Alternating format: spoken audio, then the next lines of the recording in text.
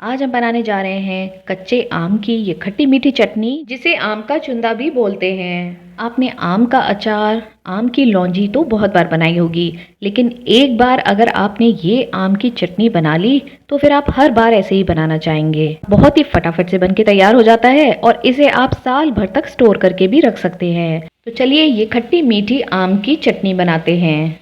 स्वागत है आपका स्वाद्या रसोई में। इसके लिए मैंने आधा किलो कच्ची कैरी ली है। इनको अच्छी तरह से मैंने धोकर पोंछ लिया है। अब सभी कैरियों को छील लेंगे।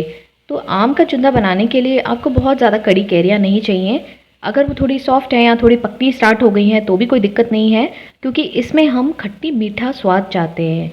तो अगर कैरी इस तरह से है, आधा यहाँ पे आप देख सकते हैं पका हुआ है और आधा हिस्सा बिल्कुल कैरी की तरह हार्ड है, इससे खट्टा मीठा टेस्ट और भी बढ़िया आता है। तो यहाँ पे कोई टेंशन नहीं है, आप कोई सी भी कैरियाँ चूज़ कर सकते हैं। अब इन्हें हम घिस लेते हैं। इसमें लच्छेदार कैरी डाली जाती है, तो यहाँ पे इसको मोटे ग्रेटर से ही आप ग्रेट करें ताकि अच्छे से लच्छे आएँ। तो यहाँ आप देख सकते हैं इस तरह से हमको लच्छेदार कैरी चाहिए। तो सभी कैरियों को घिस कर यहाँ मैंने तैयार कर लिया है। जो पकी हुई थी वो थोड़ी सॉफ्ट है। तो अब इस कैरी को एक कढ़ाई में डालेंगे, गैस का फ्लेम एकदम लो रखेंगे और इसमें चीनी मिलाएंगे। यहाँ पे मैं चीनी 1 कटोरी ले रही हूँ, आप इसको और कम लेकर गुड़ को ज़्यादा ले सकते हैं। तो चीनी और गुड़ दोनों हम यूज़ करेंगे। आधी कटोरी में यहाँ गुड़ डाल रही हूँ, तो क्रश करके गुड़ मिला दें। इसमें गुड़ का स्वाद अलग ही आता है इस खट्टी मीठी चटनी में। आम की लौंजी जब हम बनाते हैं उसमें भी हम थोड़ा गुड़ डालते हैं, उससे ही स्वाद बहुत बढ़िया आता है। तो यहाँ चलाते हुए मुझे 2-3 मिनट हो गए और आप देख सकते हैं कि चीनी अब पिघलने लग गई है और कैरी भी अपना पानी छोड़ रही है। इसी तरह लगातार चलाते हुए हमें पकाना होगा। इसको पूरी तरह पकने में करीब 10 से 12 मिनट लगते हैं। तो इस तरह से चलाते जाएं और चेक करते जाएं। जब आपको लगे ये थोड़ी सी गाढ़ी होने लग गई है, उस स्टेज पे हम इसमें कुछ मसाले ऐड करेंगे। इस रेसिपी के सभी इंग्रेडिएंट्स की लिस्ट मैंने नीचे डिस्क्रिप्शन बॉक्स में भी दी हुई है, आप वहां जाके भी चेक कर सकते हैं। इस मिक्सचर को पकते हुए करीब 4-5 मिनट हो गए हैं और आप देख सकते हैं कि अभी भी ये थोड़ा पतला है। थोड़ी देर और पकाएंगे और फिर इसे चेक करेंगे। अब ये थोड़ा गाढ़ा हो गया है, तो जैसे जैम होता है उस कंसिस्टेंसी का ये होता जा रहा है। तो इस स्टेज पे हम इसमें मसाले ऐड करना स्टार्ट करेंगे। सबसे पहले मैं यहाँ काली मिर्च पाउडर डाल रही हूँ, आधी चम्मच काली मिर्च पाउडर डालेंगे। आधी चम्मच यहाँ पे कश्मीरी लाल मिर्च ऐड करेंगे। 1 चम्मच नमक डालेंगे यहाँ पे। आधी चम्मच इलायची पाउडर भी मिलाएंगे। इलायची को मैंने चीनी के साथ पीसा था।